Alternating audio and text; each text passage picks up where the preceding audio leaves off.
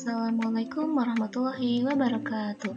Halo semuanya, perkenalkan nama aku Muti Alianti Putri dari kelas 12 IPA 5. Hari ini kita akan mempelajari bab 1 pada materi akuntansi sebagai sistem informasi.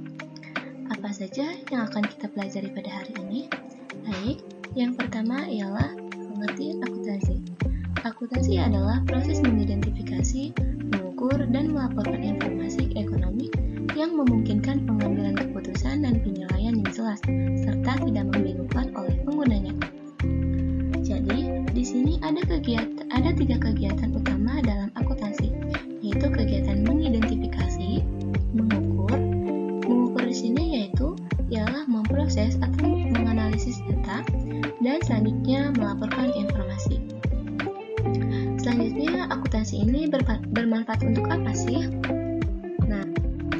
Manfaat akuntansi yaitu ialah memberi informasi mengenai kondisi keuangan suatu perusahaan kepada pihak-pihak yang membutuhkannya. Nah, informasinya itu ialah dalam bentuk laporan keuangan mengenai kondisi keuangan, apakah perusahaan itu memperoleh laba atau mengalami kerugian, kemudian kekayaan dan hak milik perusahaan. Jadi, informasi-informasi ini disajikan dalam akuntansi. Bentuknya itu ialah laporan keuangan. Untuk siapa laporan ini diberikan? Yaitu untuk penggunanya seperti pemilik perusahaan, kreditor, investor, manajer, karyawan, pelanggan, dan lain-lain. Yang selanjutnya ialah pemakai informasi akuntansi. Akuntansi menyediakan untuk berbagai pihak sesuai dengan kebutuhannya. Pemakai atau pengguna informasi akuntansi dibagi menjadi dua kelompok, yaitu yang pertama pihak internal, orang yang berasal atau bekerja di dalam perusahaan atau yang berkaitan langsung seperti manajer. Yang kedua itu pihak eksternal, yaitu orang yang berasal dari luar perusahaan, yaitu yang tidak langsung berkaitan seperti pemilik.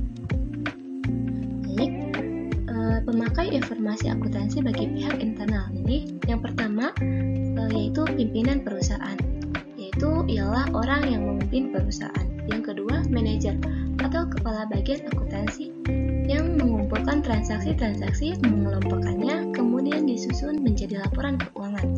Kemudian yang ketiga, manajer atau kepala bagian keuangan, yaitu yang mengelola dan mengatur dana perusahaan. Yang keempat yaitu kepala bagian lainnya, yaitu manajer produksi, pemasaran, supervisor, dan lain-lain. Selanjutnya, memakai informasi akuntansi bagi pihak eksternal.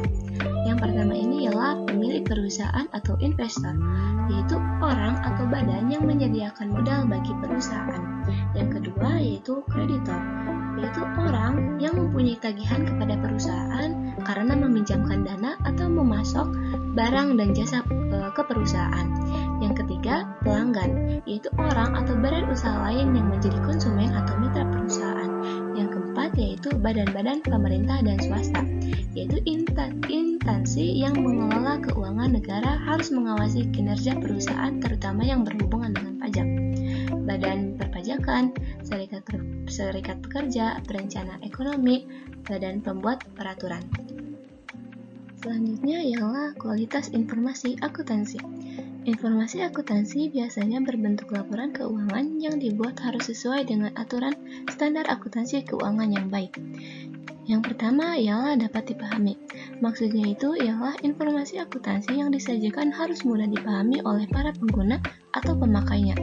Yang kedua itu relevan. Informasi akuntansi harus berhubungan dan bermanfaat sesuai dengan masalah yang sedang dihadapi. Yang ketiga ialah tepat waktu. Informasi harus disampaikan sedini mungkin untuk dapat digunakan sebagai dasar dalam pengambilan keputusan. Yang keempat ialah keandalan. Harus diuji kebenarannya oleh pihak independen, sehingga informasi tersebut dapat diandalkan. Yang selanjutnya ialah dapat dibandingkan. Informasi akuntansi yang disajikan harus bisa dibandingkan dari waktu ke waktu. Maksudnya, misalnya informasi akuntansi yang ada di tahun ini harus bisa dibandingkan dengan tahun sebelumnya, supaya kita tahu apakah perusahaan ini mengalami kenaikan atau penurunan. Yang keenam yaitu lengkap. Informasi akuntansi yang disajikan harus menyajikan semua fakta keuangan sesuai standar, jadi harus lengkap semua data-datanya. Yang ketujuh ialah netral. Informasi harus diarahkan pada kebutuhan umum dan tidak tergantung pada pihak tertentu. Jadi, informasinya itu hanya dibuat satu dan untuk semua pihak. Contoh, sebuah perusahaan ingin berbuat curang laporan keuangan khusus untuk pajak. Itu dibuat serendah mungkin agar pajak yang dibayar oleh perusahaan itu rendah. Nah, itu tidak boleh. Jadi, laporan akuntansi itu harus dibuat satu saja dan bisa digunakan oleh semua pihak. Yang selanjutnya ialah bidang-bidang akuntansi. Yang pertama ialah akuntansi keuangan, yaitu untuk menyusun laporan keuangan berdasarkan catatan yang bersumber dari bukti-bukti transaksi. Yang kedua yaitu pemeriksaan keuangan, yaitu memeriksa laporan keuangan yang sudah dibuat oleh perusahaan. Yang ketiga yaitu akuntansi manajemen, yaitu untuk membantu manajer dalam pengambilan keputusan.